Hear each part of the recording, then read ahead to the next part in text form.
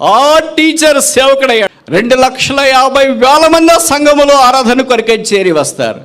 అలాంటి సంఘములోనికి ఒక కాపర్నిగా తీసుకురావటానికి దేవుడు వాడుకున్న సాధనం ఏంటంటే 12 సంవత్సరాల అమ్మాయి కళ్ళలో నుండి ప్రవహిస్తున్న కన్నీరు. క్రైస్తవమా, సంఘమా, హెబ్రోను ఎక్కడున్నావు? ఎక్కడ పడిపోయాము? బతికుంటే కదా పడిపోవటానికి, బాగుంటే కదా పడిపోవటానికి. ఇప్పుడు ప్రపంచాన్ని కదిలించగలిగే సామర్థ్యతలోనికి దేవుడు 12 ఏళ్ల వయసు కలిగిన అమ్మాయిని వాడుకొని కన్నీటి ద్వారా రక్షణలోనికి ఒక వ్యక్తిని తీసుకురాగలిగితే ఇంతకాలం ఏం చేస్తున్నట్లు? మనం ఎవరి కొరకు జీవిస్తున్నట్లు?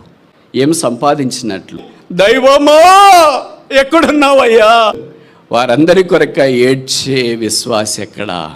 ఇది నా ప్రపంచానికి అత్యుత్తమైన దైవ సేవకులను పాస్టర్లు అందించేది బోధలు కాదు, కన్నీరు.